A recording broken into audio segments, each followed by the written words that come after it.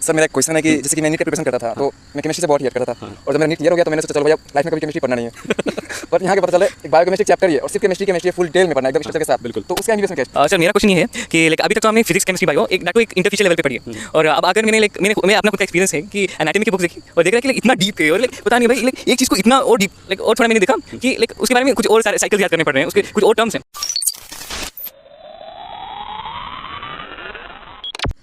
High future doctors, तो आप सभी को जैसे पता है कि मैं एम्स ऋषिकेश में हूँ और मेरा साथ मेरा बैचमेट है मोहम्मद मुदस्सिर और ये हम दोनों मिलकर हमारे जो सर हैं डॉक्टर दिलीप सर जो कि हमारे सीनियर से भी सुपर सीनियर हैं, तो इनका हम कुछ इंटरव्यू लेने वाले हैं। तो सर के बारे में कुछ बताओ।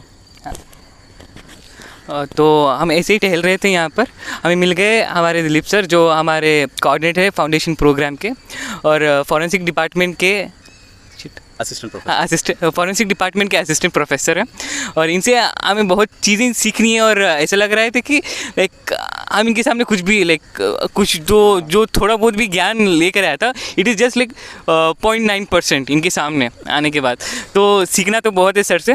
ऐसे ही कुछ क्वेश्चंस आ रहे थे दिमाग में तो सर तो सोचा कि आपके साथ कंटिन्यू कर लेते हैं। पहले अपना अच्छे से दे दीजिए। जी नमस्कार, मेरा नाम डॉक्टर दिलीप वैष्णव है। वर्तमान में मैं एम्स ऋषिकेश में फॉरेंसिक मेडिसिन डिपार्टमेंट में असिस्टेंट प्रोफेसर हूँ। अगर पूरा पीछे जाएँ तो मैंने अपनी एमबीबीएस जर्नी स्टार्ट की थी 2006 में, जब मैंने एमबीबीएस किया NSCB medical college Jabalpur, Netaji Subhash Chandra Bose medical college Jabalpur से।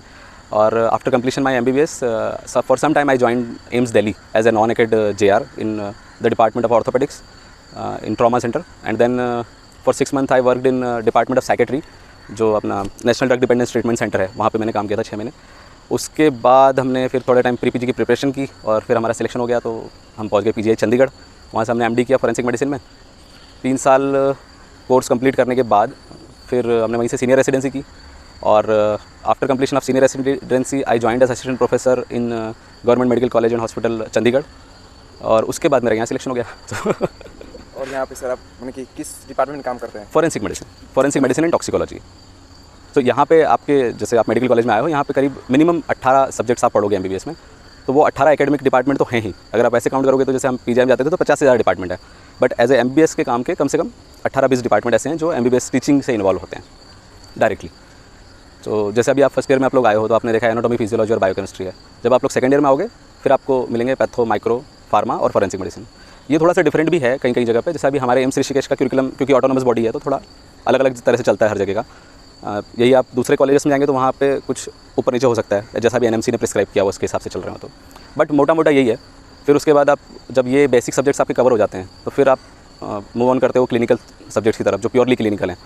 तो वहाँ पे आप सर्जिकल और मेडिकल 2 मेनली ब्रांचेस हैं, है ना, जिसमें आप सर्जरी और मेडिसिन। अब सर्जिकल साइड आप जाएंगे तो ऑर्थो भी सर्जरी है, ईएनटी भी सर्जरी है, ऑप्थेल भी सर्जरी है, वो सब आप पढ़ोगे। मेडिसिन साइड जाओगे तो आपका साइकेट्री है, जैसे स्किन है, वो भी मेडिसिन का ही पार्ट है, बट वो एज ए सेपरेट छोटे छोटे डिपार्टमेंट हैं। इनको शॉर्ट सब्जेक्ट्स भी बोलते हैं, आप आगे जाके आपको पता चलेगा। स्किन, एनेस्थेशिया, रेडियो, साइकेट्री, ये सब शॉर्ट सब्जेक्ट कहलाते हैं एमबीबीएस के हिसाब से। बट इट डजंट मीन कि ये शॉर्ट सब्जेक्ट है, एमबीबीएस के हिसाब से शॉर्ट सब्जेक्ट है, क्योंकि एमबीबीएस में उनका थोड़ा कम है क्यूरिकुलम। बेसिकली तो आप मेडिसिन सर्जरी पढ़ोगे लास्ट में, फिर आप लोगों की इंटर्नशिप होगी, उसमें आप लोग 1 साल तक काम करोगे पूरे क्लिनिकल डिपार्टमेंट्स में घूम घूम के रोटेशन में, और बस फिर डॉक्टर बन के बाहर हो जाओगे। सर मेरा एक क्वेश्चन है कि जैसे कि मैं नीट का प्रिपरेशन करता था तो मैं केमिस्ट्री से बहुत ही हेट करता था और जब मेरा नीट क्लियर हो गया तो मैंने सोचा चलो भैया लाइफ में कभी केमिस्ट्री पढ़ना नहीं है। बट यहाँ के पता चले एक बायोकेमिस्ट्री चैप्टर ही है और सिर्फ केमिस्ट्री है फुल डिटेल में पढ़ना है एकदम स्ट्रक्चर के साथ। बिल्कुल। तो उसका एमबीबीएस में क्या इंपॉर्टेंस है? देखो, नॉट ओनली बायोकेमिस्ट्री, अगर मैं वैसे कहूँ आपको तो जो फर्स्ट ईयर के जो आपके 3 सब्जेक्ट हैं बेसिक सब्जेक्ट्स, एनाटॉमी, फिजियोलॉजी और बायोकेमिस्ट्री, इसमें आप वो लैंग्वेज सीखते हो जिसमें आप आगे आने वाली अपनी पूरी लाइफ अपने कलीग्स से बात करने वाले हो। ठीक है, जैसे आपने अब एलएफटी आप करोगे कि लीवर फंक्शन टेस्ट, तो कौन करेगा एलएफटी, है ना? या आप जो बायोकेमिस्ट्री के इतने सारे टेस्ट होते हैं जो आपको चाहिए होंगे जब आप मेडिसिन सर्जरी किसी में तो जाओगे ना। यू मे हेट बायोकेमिस्ट्री और chemistry but ultimately you go to some department. अब आप मेडिसिन में हो और आपने मलेरिया का आप ट्रीटमेंट कर रहे हो तो वहाँ पे आपको कुछ टेस्ट करवाने अपने पेशेंट के, तो कौन करेगा वो टेस्ट, है ना? और ये तो चलो एक अलग एस्पेक्ट हुआ, पर जो आपकी हेट की बात थी उस पर आऊँ तो फिजिक्स, केमिस्ट्री और बायोलॉजी के जो बेसिक प्रिंसिपल्स हैं उनसे आपका पीछा कभी भी नहीं छूटने वाला है। ठीक है। देखो, आप जैसे आपने फ्लूइड पढ़ा होगा फिजिक्स में, है ना? तो ये ब्लड जो बह रहा है ये भी तो फ्लूइड ही तो है। हाँ। मज़ेदार बात ये है कि आप वहाँ पे फ्लूइड पढ़ते हो, पूरा फ्लूइड डायनेमिक्स फिजिक्स में पढ़ते हो, और जब यहाँ आते हो तो आपको पता चलता है कि ब्लड जो नॉन न्यूटोनियन है। तो वो प्रिंसिपल उस तरह से नहीं लगते, है ना। पर जैसे ये ऑब्वियस सी बात है, तो मैकेनिक्स आप लोगों ने पढ़ा है, अब आप मैकेनिकल इंजरीज पढ़ोगे, जब आप फोरेंसिक में आओगे तो मैकेनिकल इंजरीज से पाला पड़ेगा, जब ऑर्थोपेडिक्स में जाओगे तो मैकेनिकल इंजरीज से पाला पड़ेगा, है ना। सो वो ऐसे छूटने वाला नहीं है, ठीक है। कोई भी चीज़ की अंडरस्टैंडिंग, बेसिक फिजिक्स केमिस्ट्री के जो भी आपने पढ़ी है ना 12th में, 11th 12th में, वो हमेशा आपके साथ रहेगी। इवन जैसे आप बायोकेमिस्ट्री का बोल रहे थे, तो बायोकेमिस्ट्री तो मतलब एक तरह से जान है उसकी, आपके बेसिक्स की। वो ऐसा है कि जैसे आपने प्लॉट खरीदा है, उसके ऊपर मकान बनने वाला है। आप चाहते हो मकान तो चाहिए और प्लॉट पसंद नहीं है, ऐसा नहीं होगा। हालांकि ये थोड़ा सा डिफरेंट है आपकी जो कोर केमिस्ट्री थी उससे, जैसे उतना फोकस नहीं रहेगा इनऑर्गेनिक केमिस्ट्री है वाला पार्ट जो है, ये आपका जो शुरू का फिजिकल केमिस्ट्री का, उसमें से काफ़ी चीज़ें कम हो जाएंगी। बट स्टिल देखो, जैसे एक बताता हूँ, आपने सरफेस केमिस्ट्री पढ़ी होगी? हाँ, सरफेस केमिस्ट्री में वो पढ़ते थे एक्टिवेटेड चारकोल, है ना, एक्टिवेटेड चारकोल पढ़ते थे। अब एक्टिवेटेड चारकोल आपने वहाँ पढ़ा था, उसको यूज़ कब करोगे आप? जब आपके पास पॉइजनिंग का पेशेंट आएगा, उसको आप एक्टिवेटेड चारकोल दोगे तो वो पॉइजन को एब्जॉर्ब कर लेगा, है ना। और वहाँ आपको उसका कंसेप्ट की अच्छा ये जो सारा था सरफेस केमिस्ट्री का, कि कैसे वो पॉइजन को डील कर रहा है, उसको समझने में आपको वहाँ पे हेल्प करेगा। और ऐसी बहुत सारी चीज़ें हैं, मतलब बताऊँ तो कहाँ बताऊँ। सर मेरा क्वेश्चन ये है कि लाइक अभी तक तो हमने फिजिक्स केमिस्ट्री बायो एक इंटरफिशियल लेवल पे पढ़ी है, और अब आकर मैं अपना खुद का एक्सपीरियंस है कि एनाटॉमी की बुक्स देखी और देख रहा है कि लाइक इतना डीप है, और लाइक पता नहीं भाई, लाइक एक चीज़ को इतना और डीप, लाइक और थोड़ा मैंने देखा कि लाइक उसके बारे में कुछ और सारे साइकिल्स याद करने पड़ रहे हैं, उसके कुछ और टर्म्स हैं। तो ये जो लाइक अचानक से मुझे लाइक लोड टाइप लग रहा था, तो उसको कैसे मैनेज करते हैं स्टार्टिंग में? देखो, पहली चीज़ ये समझो, और मैं थोड़ा बेसिक में चले जाता हूँ। पहली चीज़ ये समझो कि जो आप कर रहे हो वो आपके लिए पहली बार है, पर वो पहली बार हो नहीं रहा है। Whatever you are facing, वो सेम चीज़ 1 साल पहले आपके सेकंड ईयर ने फेस की थी, और 1 साल बाद आपके जूनियर फेस करेंगे, है ना। और सेम ऐसे ही चला रहा है, तो सेम हमारे साथ भी हुआ था। तो जब मुझे आपकी बात से याद आ गया कि जब मैंने MBBS में एडमिशन लिया, तो एक फिजियोलॉजी की बुक आती थी, आई थिंक सैम्बुलिंगम करके। तो कोई हमारे सीनियर थे, जो प्रोफेसर्स होते हैं ना, वो बड़ी बड़ी बातें करते हैं क्लास में, तो उन्होंने वो गाइटन बोला कि कैनोंग और गाइटन पढ़ा करो। क्या है ये सैम्बुलिंगम पढ़ रहे हो? तो हमने कहा ठीक है सर, ले आए गाइटन खरीद के। एक तो वो इतनी महंगी किताब है और इतनी मोटी किताब थी गाइटन की। और जब मैं जब उसको पढ़ने बैठा, मुझे आज भी याद है कि मुझे ना एक पन्ना पढ़ते पढ़ते मुझे लगा कि मैं कहाँ फंस गया भाई। मतलब वो ना, तो एक तो इंग्लिश इतनी डिफिकल्ट है, उसकी कुछ समझ नहीं आ रहा कि वो लिख क्या रहा है, और उसको अंडरस्टैंड करना कि ये क्या बात हो रही है, वो भी बहुत डिफिकल्ट था। सो है तो सही, ये तो आपको प्रेशर फील हो रहा है, बिल्कुल ठीक है। तो same goes with other subject also. जैसे बायोकेमिस्ट्री में एक वो हार्पर बायोकेमिस्ट्री आती थी, हाँ, तो हम सत्यनारायण की बायोकेमिस्ट्री लाते हैं, लेकिन टीचर बोलते हैं कि नहीं, वो उसमें से पढ़ो हार्पर में से। अब हार्पर लेके बैठो तो एक तो छोटे छोटे फ़ॉन्ट साइज इतना छोटा होता है कि आपको लगता है यार ये इसको थोड़ा बड़ा करके छाप देता ना, मतलब इतना छोटा सत्यनारायण में बराबर है ना, वो चीज़ है। और वो इजी भी है, इंग्लिश का भी फ़र्क पड़ता है। तो और ये भी एक फ़र्क पड़ता है, देखो कौन को कितना फ़र्क पड़ेगा, ये इस पर डिपेंड करता है कि आप किस तरह के बैकग्राउंड आपका अपना है ना। जैसे अभी आपकी बात से मुझे याद आ रहे हैं, हमारे शुक्ला जी थे हमारे साथ फर्स्ट ईयर में, हमारे बहुत प्यारे दोस्त हैं अमरीश शुक्ला। तो he was totally from Hindi medium, totally pure Hindi medium, है ना। और मैं तो थोड़ा बीच में, मैं इंदौर से था, तो थोड़ा हिंदी इंग्लिश में भी डिस्टिंक्शन थी मेरी। तो एटलीस्ट जनरल इंग्लिश तो ठीक थी मेरी, इतनी ज़्यादा हालत ख़राब नहीं थी, तो मुझे इतनी दिक्कत भी नहीं हो रही थी। बट जो आप बात कर रहे हो ना, तो उसको मैं ले जाऊँ तो कि Shukla ji was facing too much difficulty. And even first year में शुक्ला जी हमारे डिटेन हो गए थे, मतलब डिटेन समझते हो ना आप लोग, मतलब फेल हो गए थे फर्स्ट ईयर के सब्जेक्ट्स में। सो और उसका रीज़न क्या था? सिर्फ इतना ही रीज़न था, ऐसा नहीं था कि उनके अंदर कोई किसी तरह की और कमी थी। बस यही कि वो हिंदी मीडियम से आया बच्चा और सारी किताबें इंग्लिश में, टीचर भी इंग्लिश में पढ़ा रहे हैं, सिर्फ लैंग्वेज बैरियर के कारण। और ये देखो, एक चीज़ मैं कह सकता हूँ, आज शुक्ला जी बहुत अच्छे पीडियाट्रिशियन है, छतरपुर जिले में प्रैक्टिस करते हैं, and he is a very good paediatrician. But उस टाइम पे फेल हुए थे। तो दोनों चीज़ें देखो, मैं ये भी बता रहा हूँ आपको कि बहुत लोड मत लो, क्योंकि जो आपके साथ हो रहा है वो हर जनरेशन के साथ होता आया है, ठीक है। तो आप थोड़ा अपने आप को देखो, जैसे टीचर ने बोला हार्पर पढ़ो, तो आप देख लो ना 2 मिनट बैठ के कि आपका है इतनी कैपेसिटी, तो आप अपनी कैपेसिटी के हिसाब से थोड़ा चेंज कर लो चीज़ों को, है ना। उसके अलावा आप आजकल तो टीचर्स भी काफ़ी इस चीज़ से अब तो माहौल काफ़ी बेटर हो गया है। जैसे हमारे टाइम में माहौल ऐसा था कि अगर आप हिंदी में बोलने की कोशिश करो एग्जाम में, तो कुछ टीचर ऐसे थे वो चिल्ला भी देते थे कि तुम यहाँ हिंदी मीडियम में MBBS करने आए हो क्या। पर अभी तो MP में तो हिंदी मीडियम में MBBS भी शुरू हो गया है, और ऑल ओवर इंडिया जो है, अभी ऑल ओवर भारत जो है, माहौल है ना, चेंज हुआ है कि इस चीज़ को लेकर काफ़ी रिसेप्टिव हो गए हैं टीचर्स कि अगर बच्चा हिंदी में भी बोल रहा है तो एक्सेप्टेबल है, उसमें ज़्यादा दिक्कत नहीं है। और जहाँ तक समझने की बात है ना, तो फिर मैं इसको ये कहूँगा कि आप थोड़ा सा बैक में, फिर वही उसको बैक में जाओ और सोचो कि जब आपने 10th पास किया और आप 11th में आए थे, तो वॉज इट दैट ईजी कि बस किताब उठाई और मेरे को सब समझ में आ रहा है कि ऑप्टिक्स क्या है और इलेक्ट्रिकल क्या है ना। देखो शुरू में बहुत दिक्कत होती है, शुरू में आपको कैसा रहता है, इलेक्ट्रिक पढ़ रहे हो, मैग्नेटिज्म पढ़ रहे हो, इधर ऑप्टिक्स पढ़ रहे हो, सब में दिक्कत होती है। फिर क्या होता है धीरे धीरे कि यार ये इलेक्ट्रिक का फार्मूला और वो ग्रेविटेशन फील्ड का फार्मूला, इलेक्ट्रिक फील्ड और मैग्नेटिज्म सब सेम। तो जब आप कंटिन्यूस उस चीज़ पे पढ़ते जाते हो ना, तो आपको धीरे धीरे ग्रैस्पिंग बढ़ता जाता है। और एक चीज़ और बताता हूँ, देखो आपने एक मेटाफोरिक या एक समझने के लिए एग्जांपल दे रहा हूँ। आपने कभी दीवार की पुताई की है? जब आप दीवार पे पुताई करते हो उसे, है ना, तो एक ऐसा एक हाथ ऐसा जाता है, फिर एक हाथ ऐसा, फिर एक हाथ ऐसा, फिर एक हाथ ऐसा, है ना। तो उससे क्या होता है कि वो उसके कोटिंग्स जो हैं, जितने आप कोटिंग्स लगाते जाते हो उतना अच्छा कलर आता जाता है ना। तो ऐसा कोई फिक्स वो नहीं है कि आपकी पहले मैं क्लिनिक्स में जाऊँगा, पेशेंट देखूंगा, फिर थ्योरी पढ़ूंगा, पहले थ्योरी पढ़ूंगा फिर पेशेंट देखूंगा, ऐसा नहीं। आप थ्योरी पढ़ो, पेशेंट देखो, पेशेंट देख लिया, आप वापस थ्योरी पढ़ लो, थ्योरी पढ़ लिया, वापस पेशेंट देख लो, है ना। तो थ्योरी प्रैक्टिकल करते करते करते कोट में कलर आ जाएगा अच्छा। तो वो जैसे करत अभ्यास वाली बात है उसमें, है ना। तो हो जाएगा वो, मैं जस्ट इतना ही कह सकता हूँ कि हो जाएगा।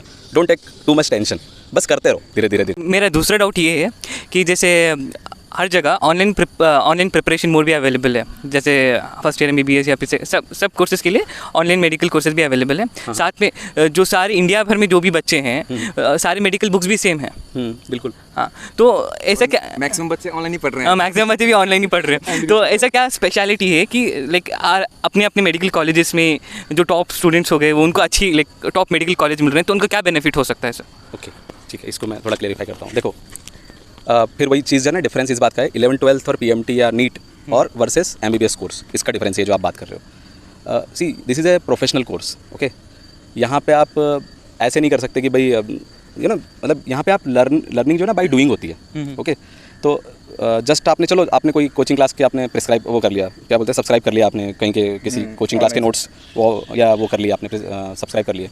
वो आपको सिर्फ ये बता सकता है कि नॉलेज पार्ट वो आपका कर सकता है। उसमें भी वो लोग क्या करते हैं आजकल, जो मैं, क्योंकि मैं भी देखता हूँ, मैं क्रॉस चेक करता रहता हूँ कि बच्चे क्या पढ़ रहे हैं। तो मैंने देखा कि दो तरह की प्रॉब्लम है। एक ही कंटेंट यूट्यूब पे अवेलेबल है जो अनऑर्गेनाइज्ड है, उसमें तो मैं कहूँगा कि बहुत भसड़ मची हुई है ना। ऐसे लोग पढ़ा रहे हैं जो उस चीज़ को पढ़ाने के लिए क्वालिफाई ही नहीं है ना।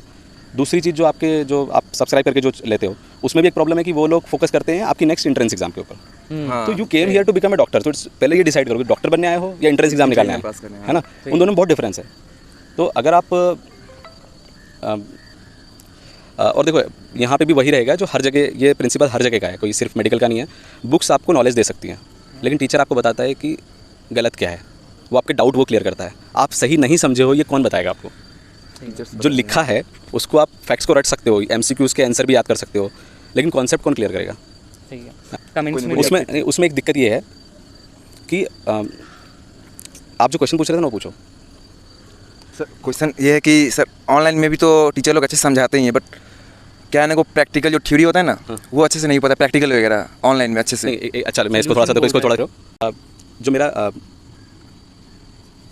आपने अभी बताया कि ऑनलाइन आपने सब्सक्राइब कर लिया, हाँ, ऑनलाइन, ठीक है, टीचर अच्छे समझा भी देते हैं। हाँ, और उन्होंने अच्छे से समझा भी दिया, हाँ। और उसके बाद उन्होंने आपके डाउट भी क्लियर कर दिए। तो क्लास अटेंड करने का क्या फ़ायदा यहाँ पे? हाँ, यही सिर्फ क्लास अटेंड करने की बात नहीं, हाँ। बात ये है कि जितना ज़्यादा आप उस तरफ जाओगे ना, कॉलेज से दूर और ऑनलाइन मोड के या फिर इस तरह की कोचिंग के पास में, उससे आप है ना, जो रियल वर्ल्ड है उससे उतने दूर होते जाते हो। जैसे देखो, प्रॉब्लम क्या है, मैं किसी को डिमीन नहीं करना चाहता, लेकिन 99% या 99 पता नहीं, मुझे परसेंटेज पता नहीं, बट मैक्सिमम टीचर्स जो बैठे हैं, जो ऑनलाइन पढ़ा रहे हैं या किसी कोचिंग क्लास में पढ़ा रहे हैं मेडिकल के सब्जेक्ट्स को, वो बेसिकली एक पहली बात तो उनका पर्पस क्या है कि इंट्रेंस एग्जाम क्लियर करना है, ये तो क्लियर है ना, उसी के लिए पढ़ा रहे हैं वो लोग। आपके कंसेप्ट क्लियर करने के लिए तो नहीं पढ़ा रहे हैं, ठीक है। दूसरा ये है कि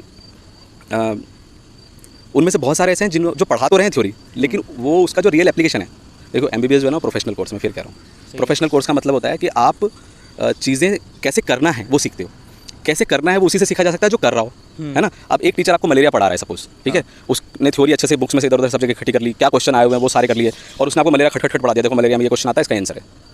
तो आपको लगता है कि उससे आप सीख जाओगे मलेरिया का ट्रीटमेंट करना? तो आपको ये डिसाइड करना पड़ेगा आपको खुद को पहले कि आपका पर्पस क्या है। अगर आपका पर्पस या तो डॉक्टर बनना है ना, आप मलेरिया ट्रीट करना सीखना चाहते हो, तो फिर ये मेडिकल कॉलेज उसी के लिए है। आपको मलेरिया पढ़ के बस कोई एंट्रेंस एग्जाम निकालना है, तो फिर सही जगह वही है, फिर आप उन्हीं लोगों के पास जाओ।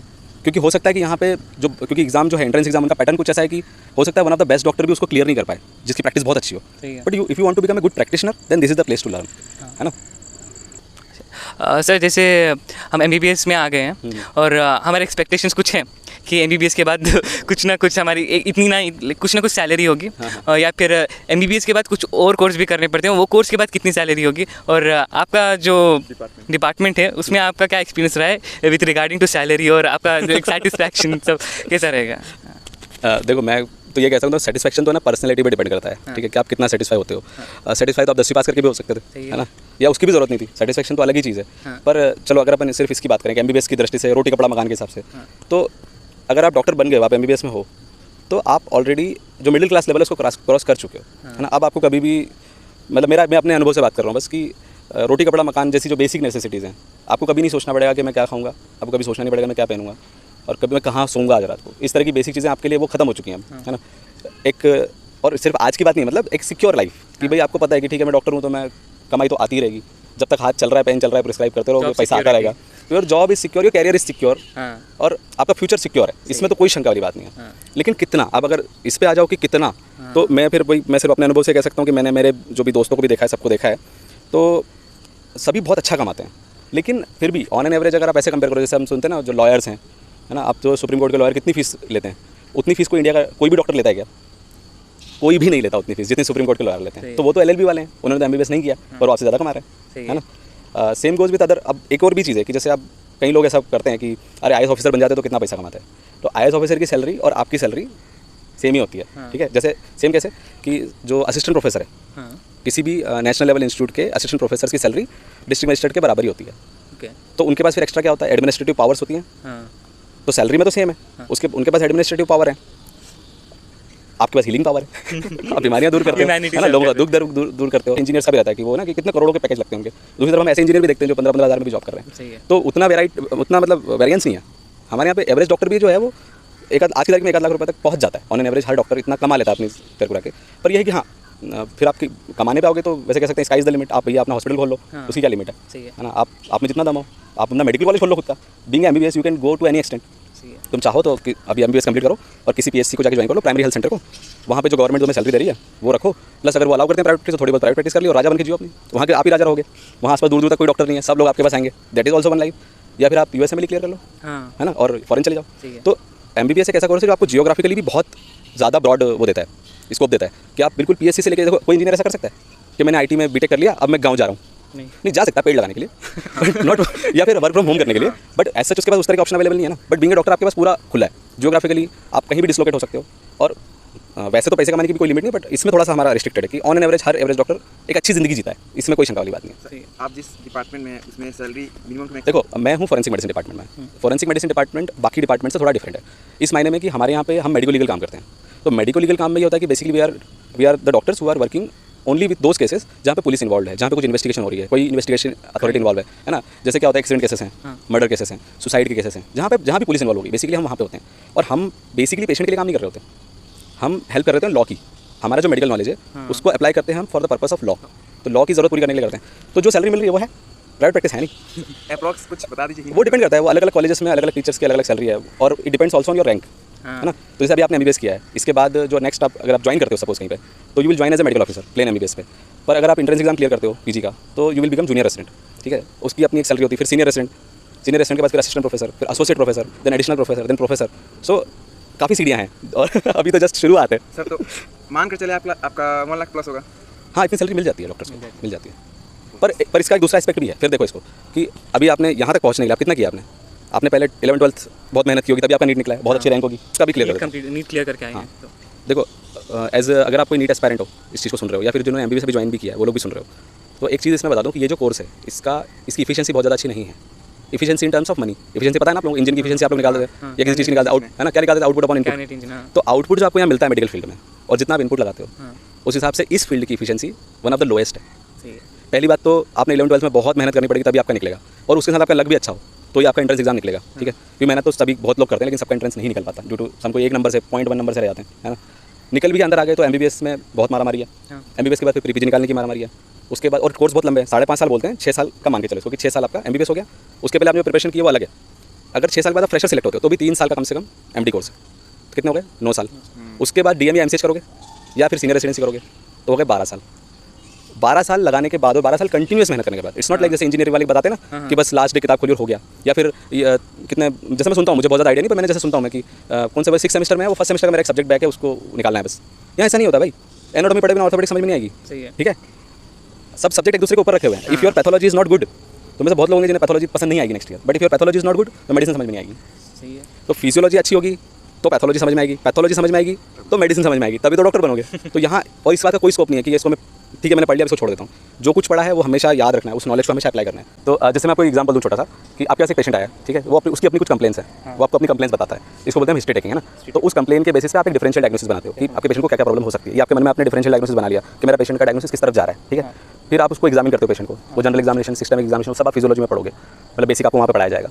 फिर उस एग्जामिनेशन के बेसिस पे आप फिर अपने दिमाग में और उसको कुछ चीज़ों को एक्सक्लूड करते हो, कुछ इंक्लूड करते हो कि हाँ ये शायद मेरा पेशेंट का डायग्नोसिस इस तरफ जा रहा है। फिर आप उसको कुछ इन्वेस्टिगेशन कराते हो, जैसे हमने कुछ किसी का सीटी करा रहे हो, किसी का ब्लड टेस्ट करा रहे हो, ECG करा रहे हैं ना, ये सब अपने तो जनरल नॉलेज की बात है, तो करते हैं हम, देखते हैं उस इन्वेस्टिगेशन को इसमें अप्लाई करके कि मेरी फाइंडिंग्स क्या है, हिस्ट्री क्या है, मेरा एग्जामिनेशन फाइंडिंग क्या कह रहा है और इन्वेस्टिगेशन जो आए हैं उनकी जांच क्या करी, उसके हिसाब से आप एक डायग्नोसिस पर आए होते हो कि शायद मेरे पेशेंट को ये दिक्कत है। ठीक है, तो ये यहाँ तक पहुँचने के लिए आपको कितने सब्जेक्ट लगाने पड़ रहे हैं, है ना। आपको पता होना चाहिए कि पेशेंट ये बोल रहा है, तो आपका क्लिनिकल सेंस इतना होना चाहिए कि ये किस तरफ जा रहा है, आपको एग्जामिन करना भी आना चाहिए पेशेंट को, और फिर इन्वेस्टिगेशन कौन सा कराना है। तो आप अगर LFT करवा रहे हो तो आपको पता भी नहीं होना चाहिए LFT होता क्या है ना, तभी तो बायोकेमिस्ट्री पता होगी तो LFT के बारे में बात करोगे ना। ठीक है, और ऐसी हर चीज़ में आप सिटी करा रहे हो पेशेंट का या एक्सरे करा रहे हो तो आपको कुछ तो नॉलेज रेडियोलॉजी का भी होना चाहिए ना।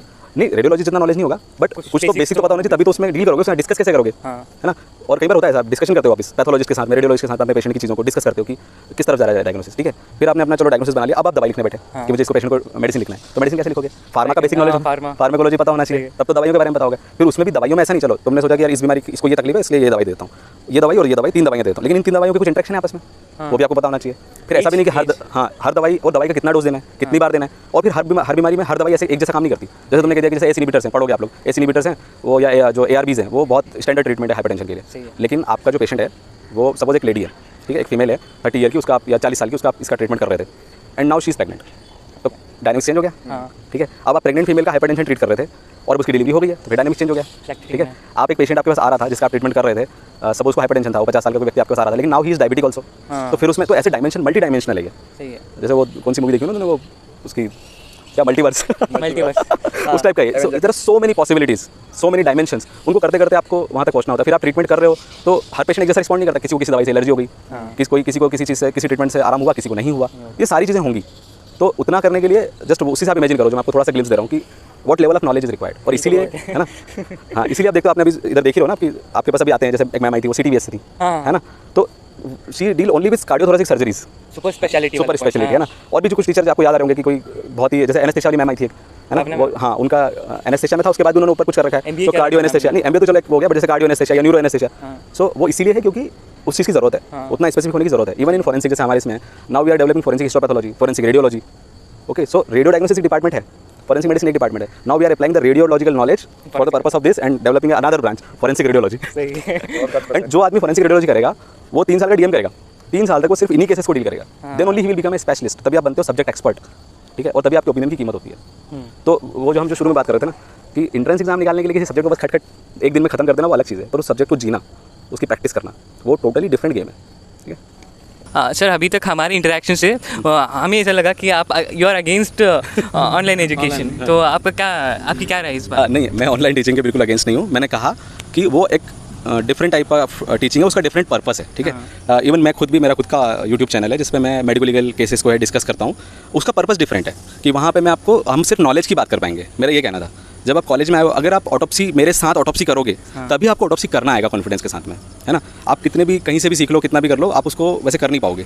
हालांकि जैसे मेरा चैनल है तो उसमें हम ये इसी पे डिस्कस करते हैं कि जो मेडिकल ऑफिसर्स हैं उनको जो प्रैक्टिकल प्रॉब्लम्स आती हैं जब वो फील्ड में काम कर रहे होते हैं, तो उन्हीं को बेसिस बना के हम वीडियोस बनाते हैं कि उनको कैसे सॉल्व करना है। एक और दूसरा, जब MBBS वाले बच्चे पूछते हैं, उनको कोई टॉपिक नहीं समझ में आ रहा होता है, तो उनके लिए बना देते हैं, तो वहाँ पे उसको बार बार देख सकते हैं। जितनी बार मैं उनको क्लास में नहीं बता सकता, है ना, तो क्लास में मैंने क्या शुरू किया कि जब आपकी क्लास होगी तो उसमें मैं आपको प्रैक्टिकल केसेस दिखा दूंगा। ठीक है, जो मेरे पास रियल केसेस हैं उनके वीडियोज़, फोटोज़, है ना, वो हम देख सकते हैं, रियल लाइफ सिनेरियोज उनको डिस्कस कर सकते हैं। और यूट्यूब चैनल पे क्या होगा, जो नॉलेज वाला पार्ट है वो वहाँ पे कवर कर लेंगे हम, है ना।